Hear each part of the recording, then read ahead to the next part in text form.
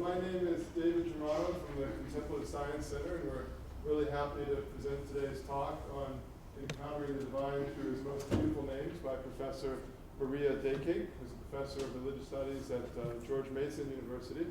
And this is co-sponsored by the Virginia Center for the Study of Religion, the Medieval Studies Program, and the Contemplative Sciences Center. And so this is part of our effort to try to highlight contemplation in the world's religious traditions. Last year we did Catholicism, and we've had several forms of Buddhism, and we have 2 lectures this month on talking about Islamic contemplation. So we're very happy to have Professor Dakake here, and Professor Shankar Nair from the University of Virginia is going to give a more detailed introduction.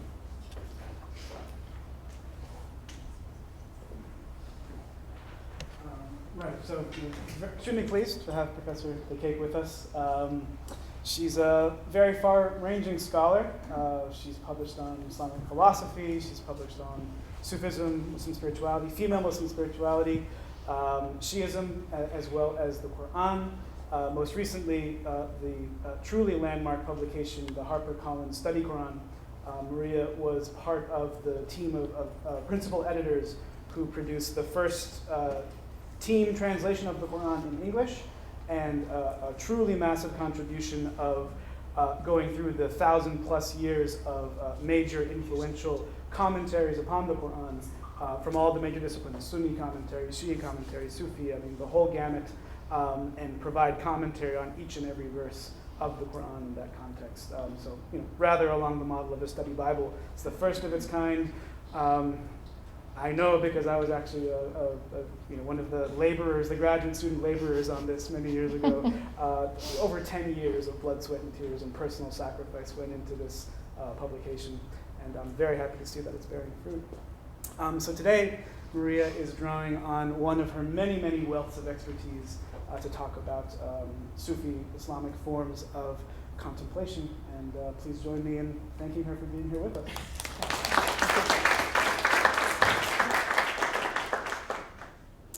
Well, good afternoon. Thank you all for coming out, and I want to thank David for inviting me, and I want to thank Shankar and also Mick for all their help in the bringing me here, and of course Shankar for his very generous introduction. I'm very happy to be speaking here today at the Contemplative Studies Center, because I think when most people think of religions that emphasize contemplation or mindfulness, Islam is not usually the first religion that comes to mind. You might think of Buddhism or Taoism or various forms of Hinduism and so forth. But it probably didn't occur to you either, even though many of you here might be people who are very interested in spiritual forms of contemplation or forms of contemplation in different contexts. You don't need to feel badly about that, though, because Muslims themselves are not aware, often, and sometimes are quite suspicious, even, about the rich and sophisticated and well-developed traditions of contemplation and meditation that are part of their own intellectual and practical heritage. Those traditions are centrally located in the Islamic perspective known as Sufism, a term that some of you may be familiar with. Sufism was once a very widespread practice and tradition throughout all parts of the Islamic world in various manifestations and really at all levels of society. So you had very scholarly forms, you had very popular forms, and so on. And it could be found throughout the Islamic world, all the way from North Africa or sub-Saharan Africa, all the way to Indonesia and everywhere in between. Now, today, Sufism is in some quarters of the Islamic world quite maligned as a kind of accretion or something not very Islamic that has entered into the tradition. In fact, it is critiqued from different ends of the Muslim spectrum. On the one hand, from what we would call Salafi or very fundamentalist Muslims who tend to see it as a kind of innovation, sort of religious or practical innovation in the tradition, which I don't think that it is, but also by some very modern or progressive approaches to Islam that seek to have a more worldly or scientific or sort of narrowly ethical approach to their religion rather than one that is overtly spiritual in nature. So while Sufism does continue to be alive all throughout the Islamic world, I don't mean to give you the impression that it's not, even in Muslim countries where Muslims are a minority, even in countries where it's banned explicitly, for example in Saudi Arabia, it does at least covertly exist. But it's nowhere near as popular as it was about 500 or 600 years ago, when some scholars estimate that maybe about 75% of the Muslim population in one way or another identified with a Sufi tradition. In fact, many contemporary Muslims view Sufism wittingly or unwittingly through the lens and judgment of certain Orientalist scholars who saw Sufism as something that could not possibly have emerged in the very law-centered and rigidly apophatic religion of Islam as they saw it, and therefore assumed it had to be the result of foreign influences, either from the Indian subcontinent or parts of Central Asia where there were Buddhist practices, or from Christian ascetic practices in other parts of the Near East. Anyone familiar with Sufi thought and practice, however, knows how deeply and pervasively the practices and the doctrines and the metaphysics of Sufism is deeply and pervasively rooted in Quranic principles, Quranic terminology, and many other ideas that are specific to the Islamic tradition. So today I want to discuss an idea that is both central to the Islamic exoteric theological tradition, but also to Sufi thought and practices, and that is the divine names. The divine names are thought of by Sufis and ordinary Muslims everywhere as sort of a kind of locus onto the knowledge or the presence of God, a place where one can come and encounter something, know something of God. So let me begin with a brief explanation of what the divine names refers to in Islam and how they emerge and are thought of in the tradition. Probably most of you are aware that the most common and important name for God in Islam is Allah, a name that some consider to be a proper name, as a name specific to him, a name that no other person might be called. You might have noticed just last week there was something in the news about some parents in the United States who want to name their daughter Allah. And I thought, oh, well, I don't know about that. So in any case, some people argue, though, that it's not a proper name, that it's actually a kind of elision of the Arabic term el-ilah, which means the God. Right? Now, in addition to this name, Allah, the Qur'an describes God through the use of many other names, which represent God's many attributes. That is, qualities or actions that are predicated of God in the Qur'an. Now, typically, Muslims will talk about the 99 names of God, and or this idea of the 99 names of God is very well established in Islam. And it seems to be based on a hadith, a saying of the Prophet Muhammad, where he said, God has 99 names, 100 minus 1. He is odd, and he loves the odd in the sense of odd numbers as opposed to even, because it always points back to the one, right? The one who counts them, and it's literally a word that means to count one by one, right? He who counts them enters paradise. So some of you may have seen that Muslims will occasionally use prayer beads, very common, of course, in many of the world's traditions. But the Muslim prayer beads usually have 99 little beads on them, divided into 3 sections of 33, or sometimes they'll just have 33. But clearly the tradition of making what's called the tesbih, the Islamic prayer beads in this way, is related to this idea that God has 99 names. Now, certainly there are more than 99 predicates of God in the Qur'an, and so even though this idea of 99 names is very important, there's not one standard list of 99 names. There were many lists that were made, but overwhelmingly the same very important names are found. And so I've handed out to you, there's some up here if you don't have them. This is a list. This isn't 99 if you're interested in counting. I think it's 70 something. But it's a list of 70 names of God that are found on almost all lists of the names of God. And so I have on the one side the kind of transliterated Arabic name, and on the other side a rough English translation.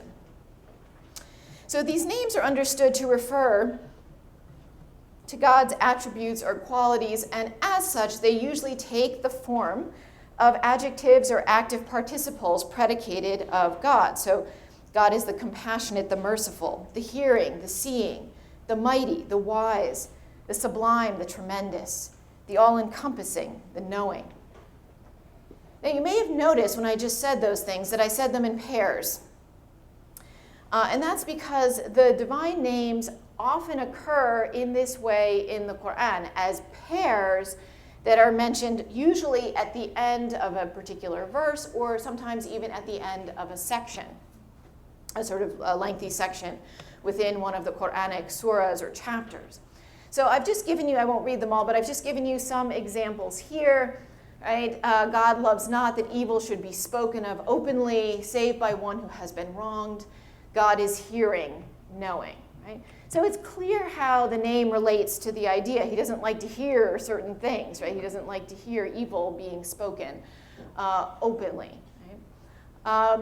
Or let's say if we go to this one, the parable of those who spend their wealth in the way of God is that of a grain which grows 7 years, and every year 100 grains. And God multiplies for whomsoever he will, and God is all-encompassing and knowing. Right? So this idea of the richness of God again. Right? So this kind of thing occurs all throughout the Qur'an.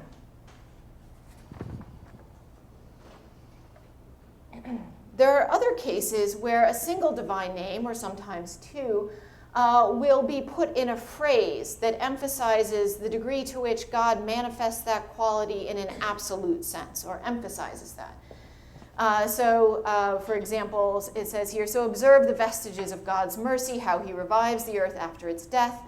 Truly, that is the reviver of the dead, and that's one of the names, and he is powerful over all things. Right? Or God guides unto his light whomsoever he will. God sets forth parables for mankind, and God is knower of all things. Right? So these are some of the ways in which they occur. Now, contemporary scholars have discussed or done a kind of literary rhetorical analysis of how the function that these divine names serve in the Qur'an's overall argument, that they emphasize certain messages, or they divide the surahs into particular sections, those kinds of things. And those are all very interesting. But from the point of view of contemplation, from the point of view of these names as a site for encountering God, the ending of Quranic verses with these names really kind of brings the reader's attention always back to God. Whatever else is being discussed, there's always this reminder in that sense of God's presence. And that idea of reminder, of course, is very important, as I'll talk about today, a little later. So now, the names do not always occur at the end of verses. Sometimes they occur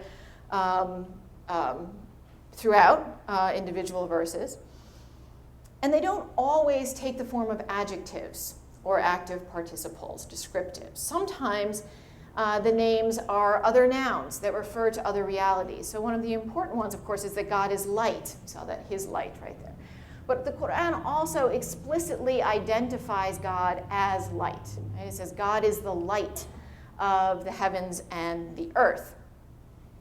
And this, of course, gave many commentators a kind of a certain amount of trouble, right? What does it mean that God is the light? Is God, that light that's coming out of the LCD projector there? What does it mean that God is light? Well, then a lot of commentators would say, well, it doesn't really mean God is light. It means he's like light because he guides people just like light can guide people.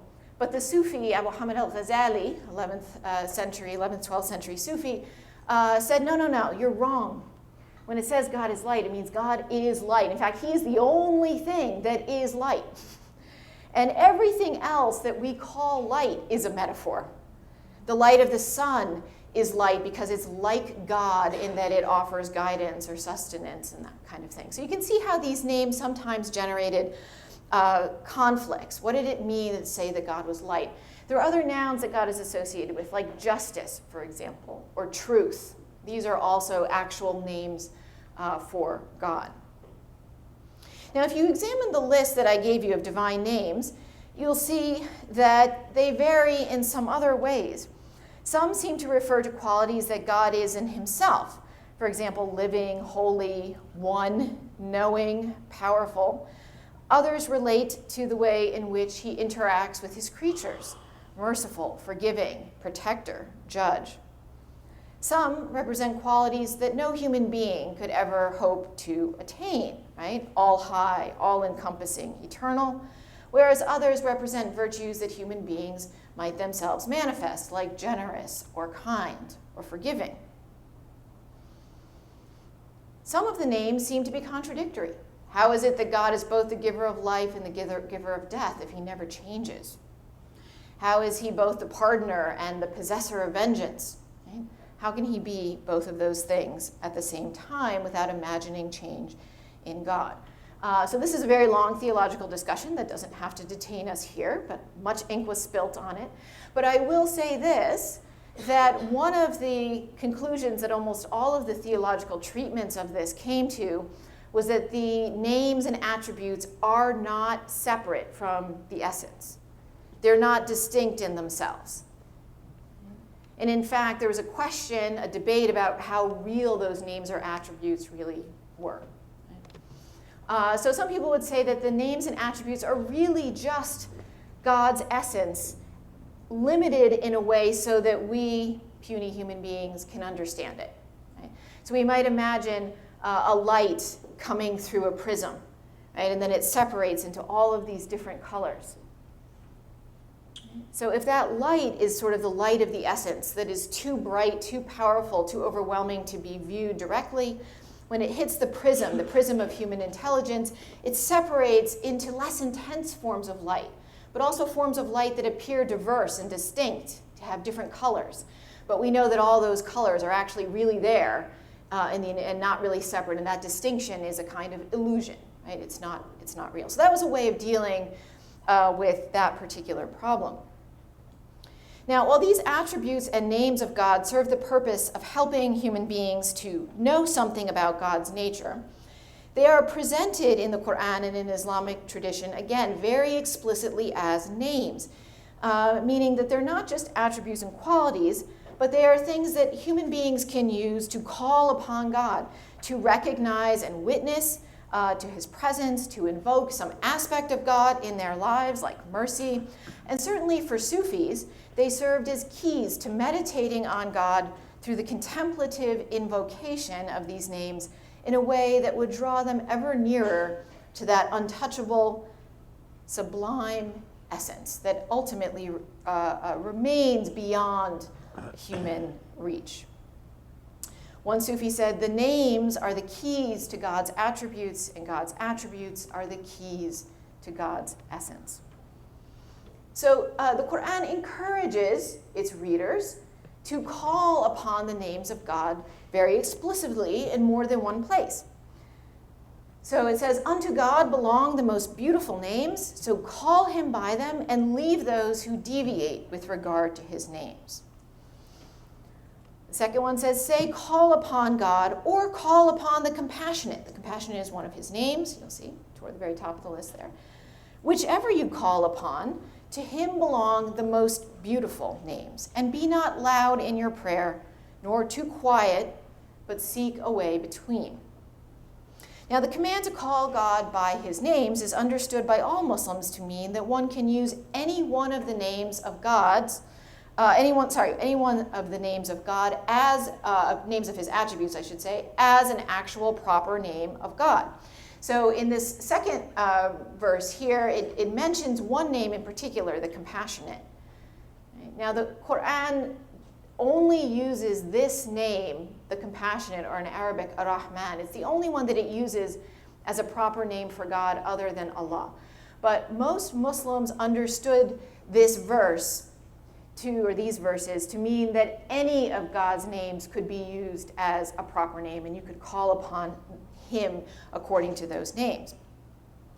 And the Sufi commentator al-Kushairi, who lived in the 10th and 11th centuries, comments on this verse by noting that people tend to call upon God using the names that reflect the way they personally think about God.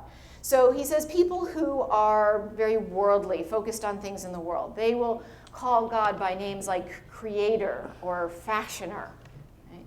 Because they're more focused on God's effects in the world than on God. Right?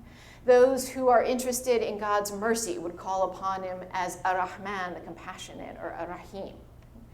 But for Sufis, who were always at least aspiring to come closer and closer to the divine essence itself, they tended to call God either by the name Allah, which was associated with the essence, or by the name El-Haq, which means the real.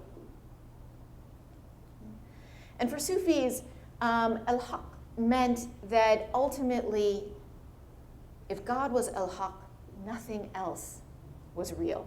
Like God is the only real, the only reality, right? So calling on that name referred to his essence, right? And helped remove their consciousness from other things or to see the illusory nature of other things in existence. Now, it should be pointed out that both of these verses right here mention the names of God as the most beautiful, which I have repeated in the title of my talk. And this uses this term, the most beautiful, is a translation of the Arabic husna, which means not just beautiful in a physical sense, but also virtuous and good. All those things are connected together in this word. Muslims traditionally divided the names of God into what they called names of beauty, Jamal, and names of majesty, Jalal, with names of beauty referring to God's merciful, protective, and immanent qualities, and names of majesty referring to his radical transcendence, his power, his might, and at times even his wrath. Because it is always God's beautiful names that the Qur'an bids its readers to invoke, and because it was believed that by invoking God by a particular name, you were sort of calling that attribute down upon you or upon your situation, it was usually recommended that you only call him by the beautiful names, right? You don't want to, if you feel that you've been dealt a kind of injustice, you don't want to call out, oh, possessor of vengeance, right? Because you could be wrong, and then the wrong sort of attribute was going to sort of come down on your own head. It was considered somewhat dangerous. Now, the idea that God's names could be divided into names of beauty and majesty was understood. It's a division that's made by all Muslims. But for those on the esoteric path of Sufism, meditation and contemplation, and even invocation of God's names of both beauty and majesty, and in fact, the continual alteration between beauty and majesty as a focus in their contemplative practices with regard to the divine, are described as being deeply meaningful and spiritually generative for them. That the God whom they sought so fervently had himself attributes of beauty and terrible majesty seemed consistent with their own experiences on the Sufi path, which entailed periods of spiritual dryness and spiritual bounty, moments of boundless joy and contentment when one felt that God was very near, but also moments of pain and longing when God seemed distant, absent, and unresponsive. That is, God's beauty and majesty represented for Sufis not just names and attributes, which they might use in their practices of invoking or meditating upon God, but also encapsulated their own experiences of God brought about by those practices of meditation and contemplation. So, for example, there's a 12th century Sufi, Persian Sufi, Ruzbahan Bakli, who wrote, was very unusual actually, a kind of diary of the spiritual states and visions that he had during his contemplative practices. And he will regularly talk about being, undergoing assaults of divine beauty, undergoing assaults of divine majesty, right? So showing that really both of these were in their own way quite difficult for him to deal with. And he beautifully describes these sessions of meditation and contemplation as sessions in which he was hunting the birds of paradise using the nets of the divine names, right? So that it was a way of capturing something of God's presence. Now, for some, the extent to which one conceived of God on the basis of his names of beauty or majesty represented different levels of nearness or distance from God. So the 18th, 19th century Sufi, Sheikh al-Darqawi, who lived in North Africa, pointed out that for people who are more exoteric Muslims, God appears to them or seems to them outwardly to be very majestic and inwardly to be beautiful and merciful. Whereas for those on the Sufi path, he outwardly seemed to be very beautiful and very merciful, and inwardly seemed to be very majestic. Now, why is this? He doesn't actually say. But I would say that in a way, a person who is following an exoteric path might see God primarily as a boundary setter and a boundary keeper who sort of establishes certain laws and rituals that you have to obey. And so it appears in those majestic qualities of sovereign or lawgiver or judge, right? But in those quiet moments when that person is alone in prayer or supplication, maybe calling upon God to be merciful toward him in some aspect of his life, he might experience God as very merciful. God answers his prayer. And also is very near. Because there's a verse of the Qur'an that says, whenever people supplicate me, I respond. Right? Whenever people ask about me, I am near. So there's this idea that there is a nearness that's generated by the act, not of meditation, but of supplication, of asking God for something. Right? But for Sufis, whose chief aspiration was to realize the presence of God in all of reality, it would be those names of beauty and immanence that would be in their mind most of the time as they went about outwardly, at least ideally.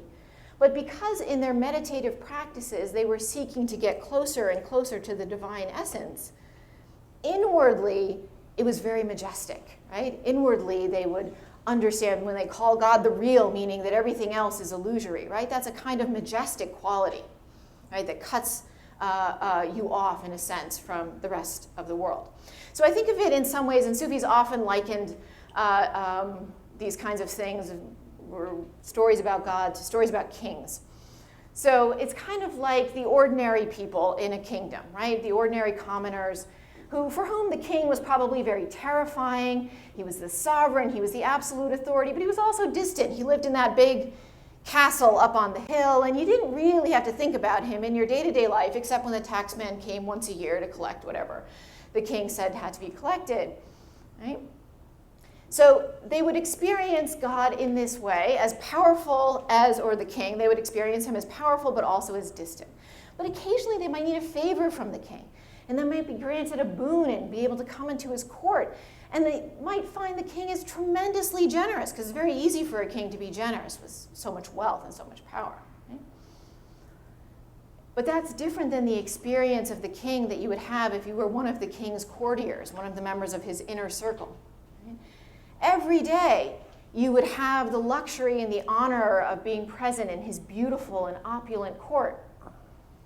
But you would also regularly be witness to his displays of power and sovereignty with such regularity and such closeness that it might engender in you even more fear and even more awe than the ordinary commoner might have in relation to the king. All right, so I think what I want to do at this point, I'm going to skip my next slide.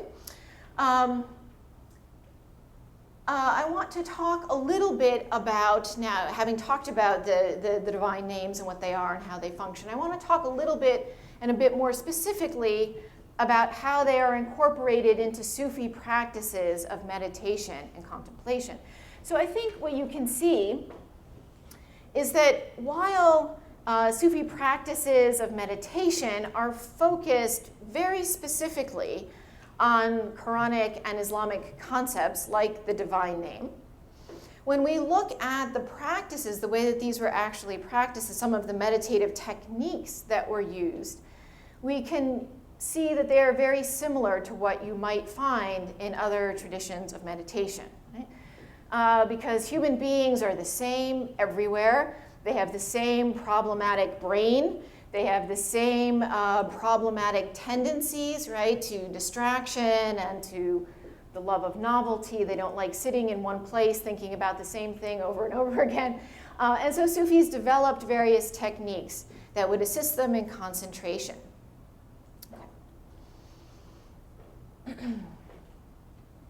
Now, in talking about the practices of Sufis, I have to issue one caveat, which is that many of these practices are unknown to people outside of a particular Sufi order. Right? When Sufis wrote, they tended to write more commonly about doctrines or metaphysical principles. They didn't tend to write so much about what they were actually doing in their sessions of meditation. It was more of an oral transmission. And this is in part because Sufis considered this act of meditation to be at times mentally and spiritually disturbing enough that you needed to have a guide who would instruct you in doing this properly and making sure you didn't kind of lose your bearings a bit in the wrong way anyway while doing this practice. Now, meditative and contemplative practice in Sufism is focused on the idea of dhikr, which I don't have on here. It's spelled D-H-I-K-R in transliteration. And dhikr means both reminder and the act of remembering, but it also means to mention or invoke something.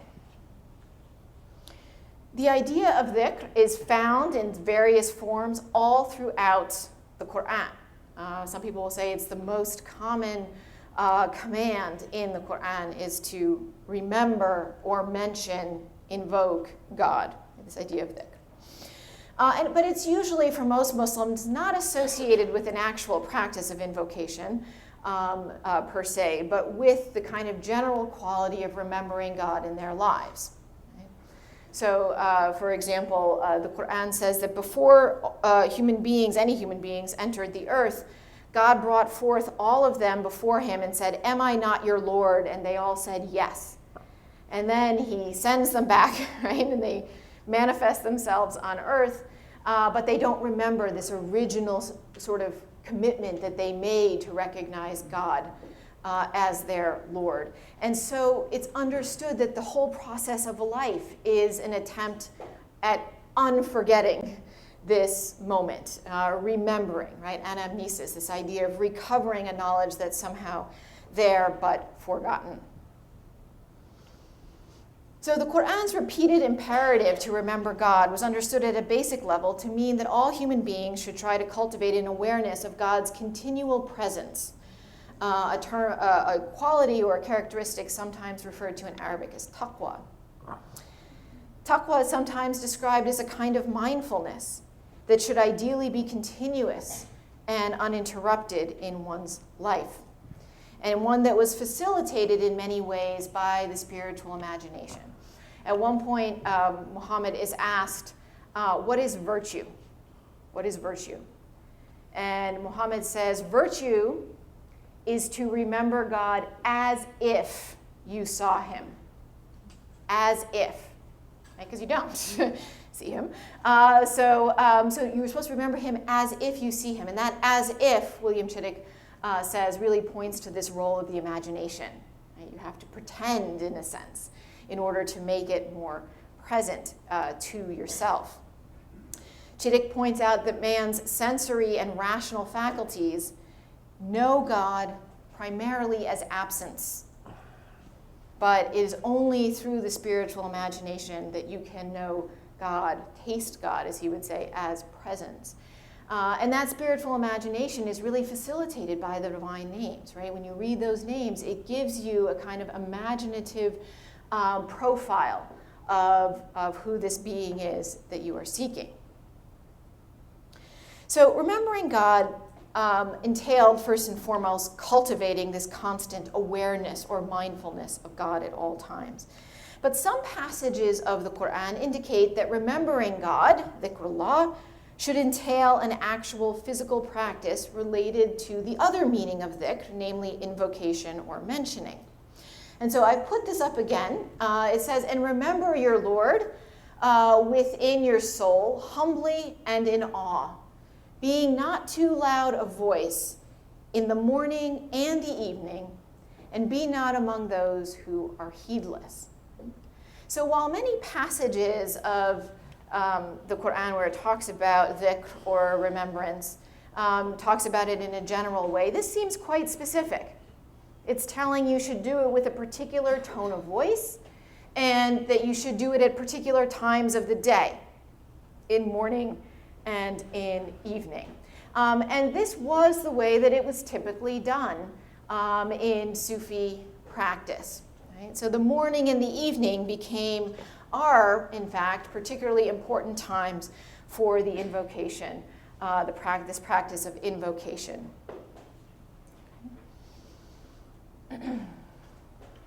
Now, this idea that human beings should, or Sufis I should say, not just human beings, but should remember God both in a general way and in a specific way is something, that combination is something that is not totally unique to Sufism, but almost completely unique within the Sufi tradition. Nonetheless, it has certain reference in the ordinary exoteric Muslim tradition, the statements, the hadith of the Prophet.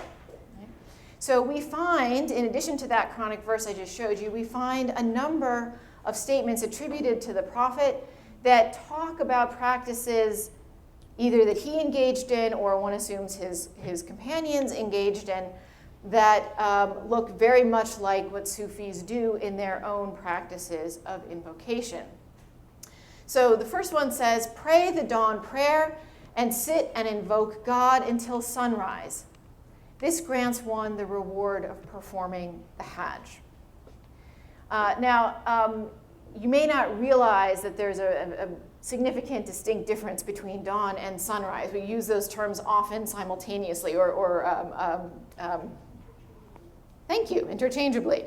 But they're actually different times of day. So dawn is when that first light appears, and sunrise is when the full sun appears on the horizon. And it's a period of about an hour and 45 minutes. And Muslims were supposed to, the first canonical prayer of the day that Muslims prayed was supposed to be at dawn, right? Not at sunrise, but at dawn, right? So you would pray this prayer, and the morning prayer is pretty short. It's the shortest one, right? And so one would typically like to just get up out of bed and pray this prayer and go back to bed, right? But the Sufis didn't do that, right? So they would get up in the morning, they would pray, and then they would engage in some form of invoking God, sitting. So it didn't refer to other prayers, because when Muslims say their canonical prayers, they're standing and bowing and kneeling and so on.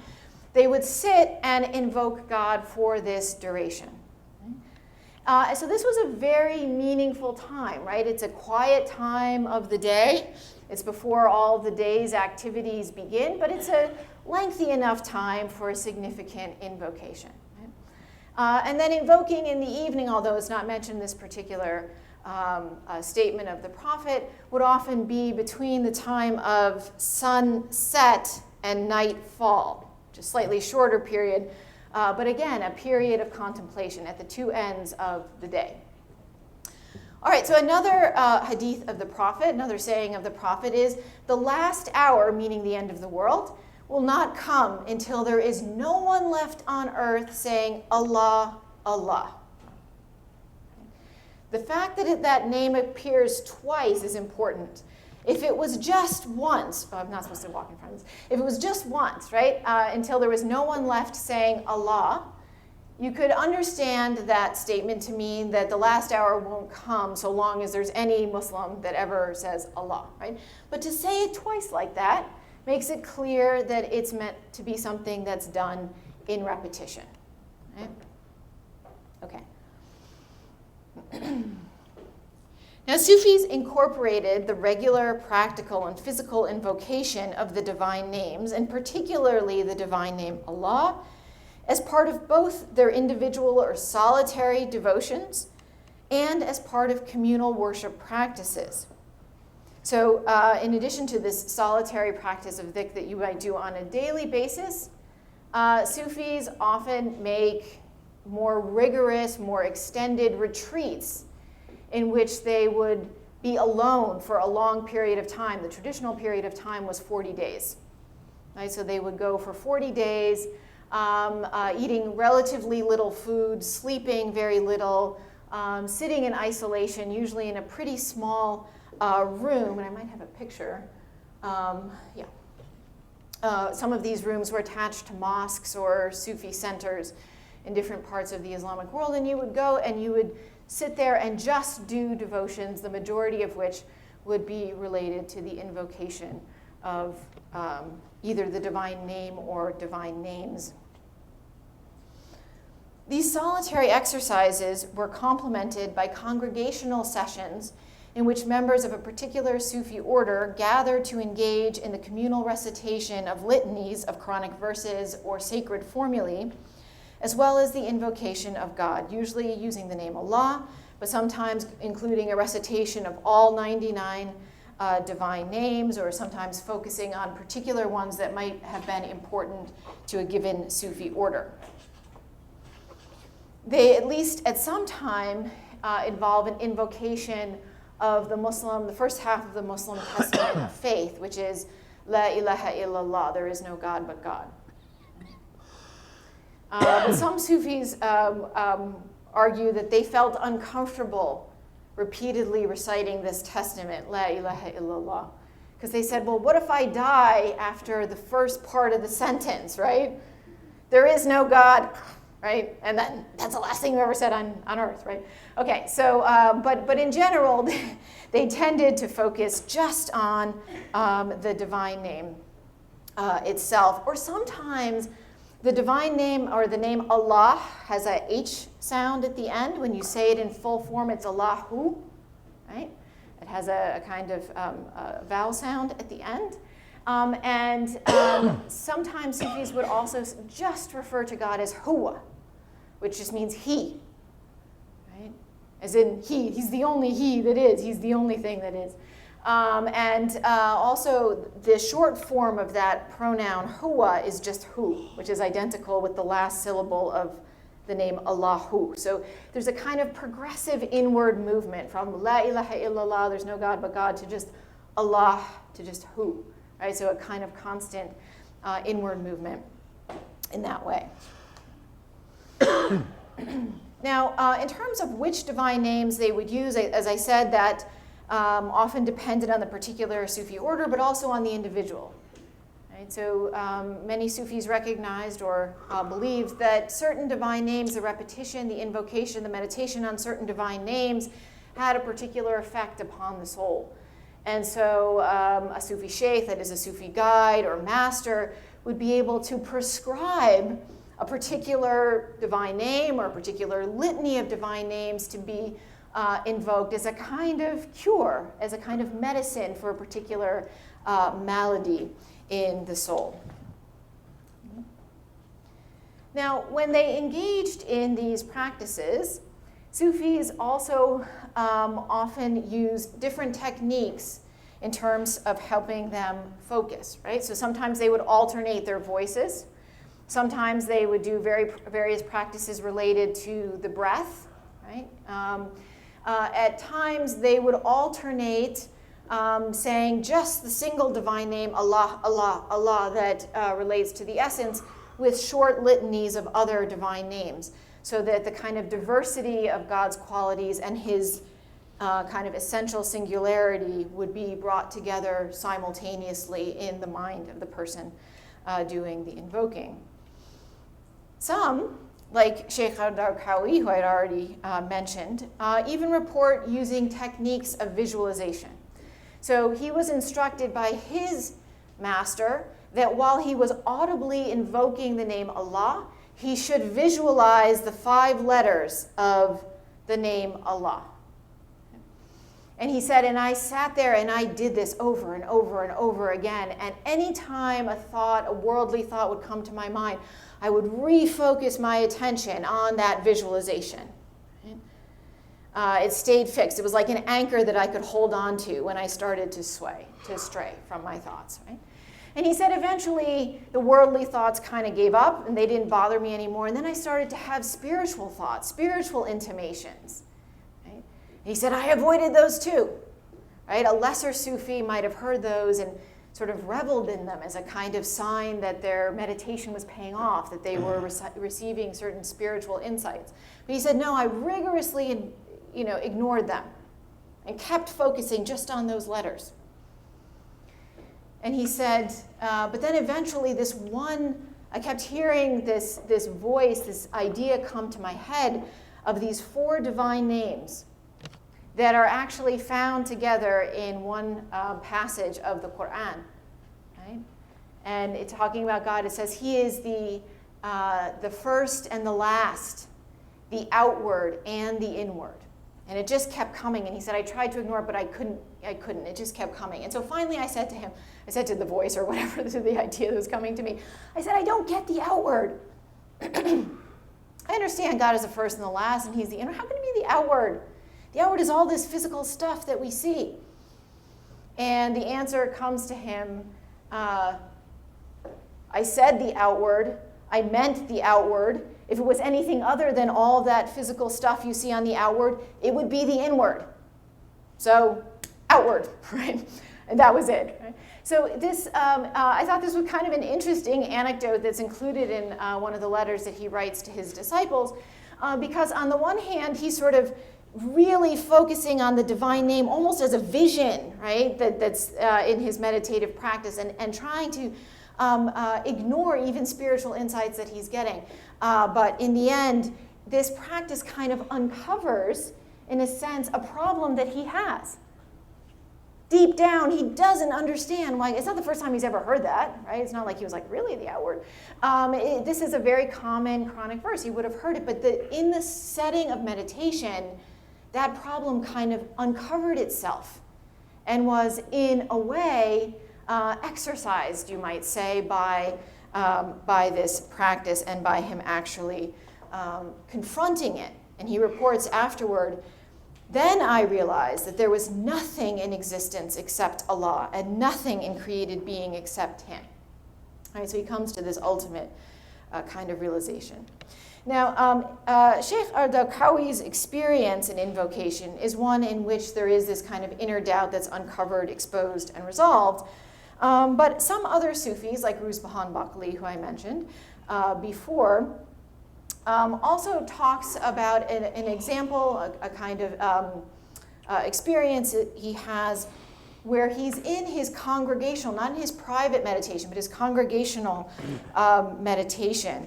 And his congregation is repeating the various names of God. Now, in the Qur'an, it says that all creatures in reality, even inanimate things like the sun and the moon and the trees and the mountains, praise and worship and glorify God. But human beings just can't hear it. And so through this congregational meditation, Ruzbahan Bakli has a vision where he can suddenly see it taking place in this way. So while in the midst of the session, he hears God addressing him directly, saying, I myself preside when your assembly recites my names. Ruzbahan reports, I saw God appear with all his cherubs and spiritual beings in the assembly. I saw the dwellers in chosen presence walk around my assembly, and I saw Gabriel wearing the clothes of a youth, giving water to people in the great mosque. When the assembly grew, I saw all the mountains reciting God's name. I saw the heavens come to my assembly in the form of people, and likewise the throne, the footstool, paradise and hell, and all the spirits of the prophets, the martyrs, the houris, the heavenly youths, the children, all joined in the presence of this transcendent truth. So here it's not the resolution of an inner doubt, but a kind of vision of what the Qur'an says is going on all the time, although most people can't understand it. However, the real goal of invocation, as expressed in slightly different ways in different Sufi traditions, is the increasing dominance of the divine names over the soul and consciousness of the invoker, and the increasing penetration of the divine name into deeper and deeper reaches of one's being. A bit like the image of undulating and apparently interiorizing archways of traditional Islamic architecture. I have a picture there in the Mosque of Cordoba. Like this, the path of invocation through repetition should lead increasingly inward.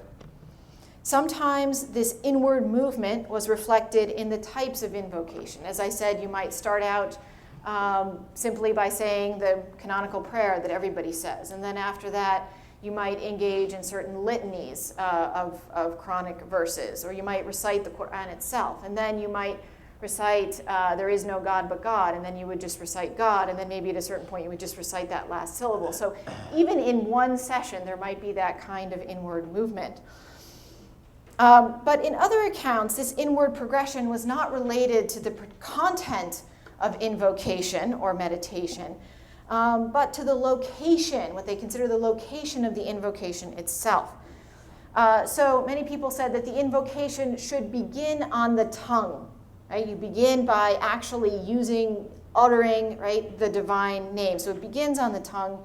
Eventually, the invocation should move to the heart, at which point it might be a purely silent invocation, but still very focused. And eventually, it would move to what is called in Arabic the sir, usually. Sometimes the ruh, but in most cases the sir. And sir is usually translated as kind of the inmost heart.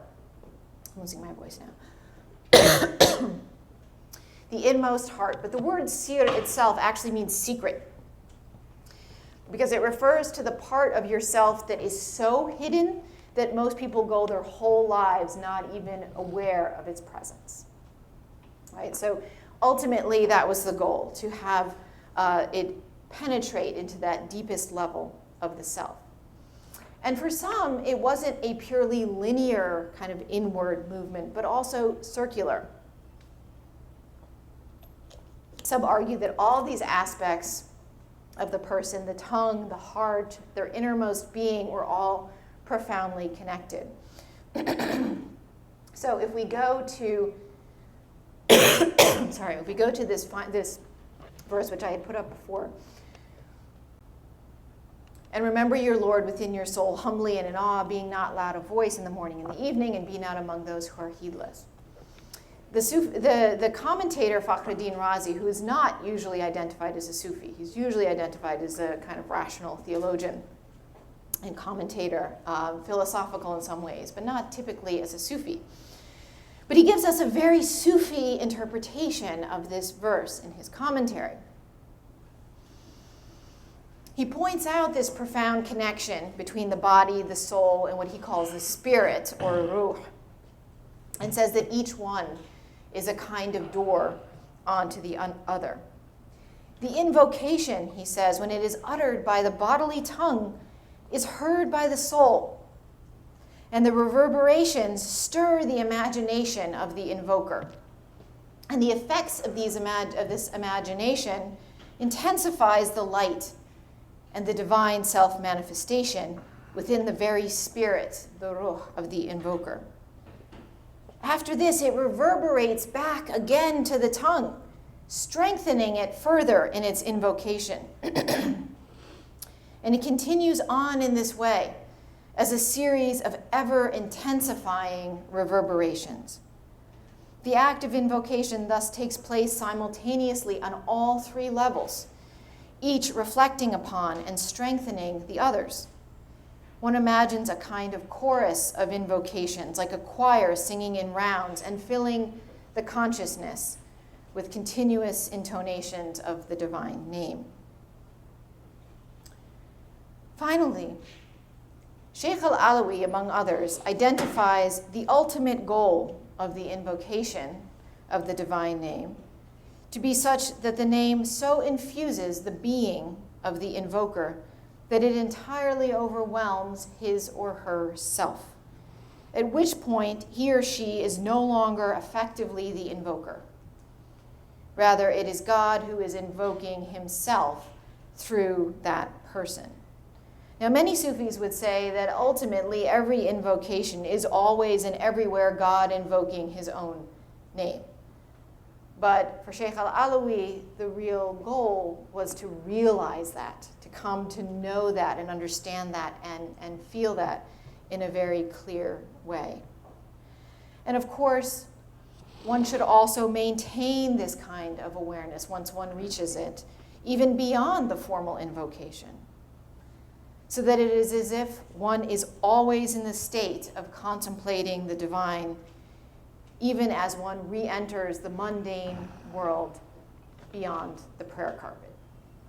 Thank you.